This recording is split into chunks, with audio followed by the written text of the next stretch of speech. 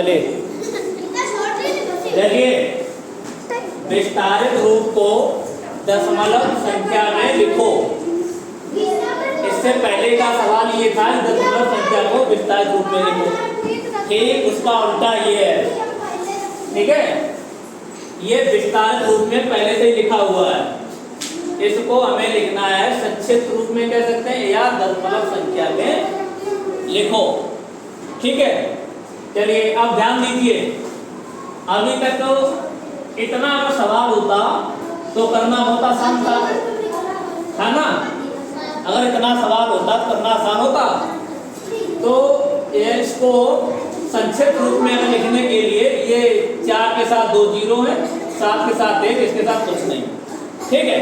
तो इसका संक्षिप्त रूप हो जाएगा 4, बताइए, उसके बाद 7 और 3, ये हो जाएगा। अगर इतना सवाल होता तो करना बहुत आसान था। नियम भाई कि जो है सबसे बड़ी संख्या यानी सबसे ज्यादा जीरो वाली संख्या कौन सी है, ये संख्या है, इसको सबसे पहले लिखा गया। उसके बाद इसमें देखिए कितने जीरो है, 2 जीरो है, ठीक है। फिर 2 जीरो बाद 1 जीरो वाली संख्या ढूंढिए, तो ये 7 है, ये है 70 है, तो 70 का 7 आ गया। फिर उसके बाद एक भी जीरो वाली थी इकाई का, तो ये 3 आ गया। उसके बाद क्या चालू हो गया यहाँ पर, नीचे 10 100 ये चालू हो गए।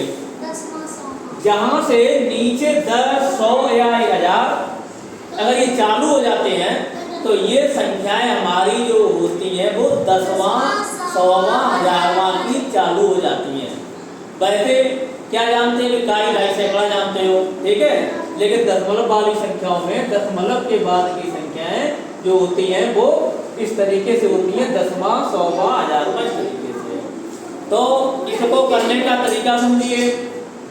यहाँ तक तो करने के बाद जैसे ही नीचे 10 स्टार्ट हो जाए, 10 हो जाए या जो भी, ठीक है, तो समझ जाइएगा दशमलव वाली संख्याएं दशमलव वहां पर आ जाएगा। तो अब यहाँ पर जो है दशमलव आ जाएगा। 10वां को सब दशमलव के नजदीक लिखा जाएगा। दशमलव के नजदीक 10वां होता है, इधर इकाई होता है, ठीक है। तो 10वां ये इसका क्या है 5 है, तो इसको 5 लिखा जाएगा। 100वां का क्या है 4, तो 4 लिखा जाएगा। और भी होता तो लिख दिया जाता आगे। इसी तरीके से दूसरा क्वेश्चन देखिए। दूसरे क्वेश्चन में हमारा दशमलव इधर देखिए, इधर का इधर ये 200 है और ये 30 है, तो 200 और 30 इसके विस्तारित रूप का संक्षिप्त रूप हो जाएगा 230। अभी नहीं हुआ कंप्लीट, दे दीजिए हमको, अभी दे इसमें नाम चढ़ाने तब तक बैठे। इसी में चढ़ाना है, अलग चढ़ाना है, इसी में चढ़ा लेंगे। अच्छा 4-5 के पीछे, ठीक है।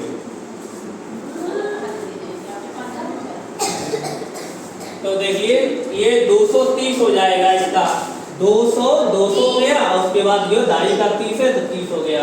इकाई का अंक नहीं है तो इसलिए उसका 0 माना जाएगा, ठीक है। इकाई का अंक यहाँ पर नहीं है, ये तो दाई का है, ये सैकड़े का, इकाई का नहीं, इसलिए उसका 0 होगा ये, ठीक है, समझ जाइएगा। उसके बाद जैसे ही नीचे 10 100 स्टार्ट होता है तो 10 प्लस नहीं आएगा यहाँ पर, तो दशमलव आएगा, उसके बाद 2, फिर उसके बाद 5, ठीक, ये हो जाएगा। ये बात समझ गए हो। उसके बाद अगला क्वेश्चन ये है, 10 है और 9 है, उसके बाद फिर नीचे स्टार्टिंग हो जाती है, तो ये दशमलव संख्या। इससे पहले देखो 10 और 9 का कितना हो जाएगा, 10 और 9 कितना होगा 10 और 9 19, उसके बाद नीचे 10 स्टार्ट हुआ, दशमलव आ जाएगा, कितना 3, ये 3 हो जाएगा। उसके बाद ये देखिएगा, इसमें तो कुछ नहीं है, एक ही है पद, इसे बताइएगा कितना होगा। इसमें ये देखिए, ये हमारा पद में से है कौन सा, ये पद देखिए, ये बताइए पद कौन सा है, ये पद ये कौन सा है, ये नहीं, ये पद कौन सा है, इस पद का नाम क्या होगा। हाँ, जैसे इकाई होता है, ढाई होता है, सैकड़ा होता है, दसवां होता है, 100वां होता है, 1000वां होता है, तो कौन सा है इसमें 100वां वाला है।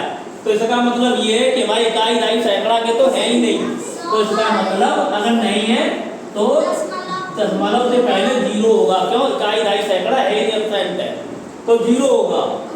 उसके बाद में अब हम पहुंच जाते अपने जो है दशमलव के संख्याओं पर। तो दशमलव की संख्याओं में सबसे पहले दसवां आता है ना, दसवां का पद यहाँ पर है नहीं है ना?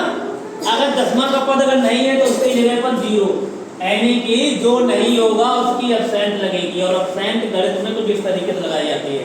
अपने क्लास में अगर एब्सेंट लगाते हैं तो ए बनाते हैं ना, ठीक है? गणित में जो नहीं होगा उसकी जगह पे एब्सेंट की जगह पे जीरो आएगा, बस इतना समझ लीजिएगा, ठीक है? तो दसवां नहीं है इसलिए उसकी जगह पे जीरो आ गया।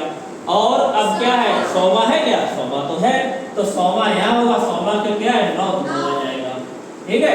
जो नहीं होगा उसकी जगह पे जीरो होगा। जैसे इसमें देखो, इसमें सैकड़े का है, ढाई का है, लेकिन इकाई का नहीं है, इसीलिए जो है इकाई की जगह पे जीरो आएगा, ठीक? ये किसी कोई समस्या?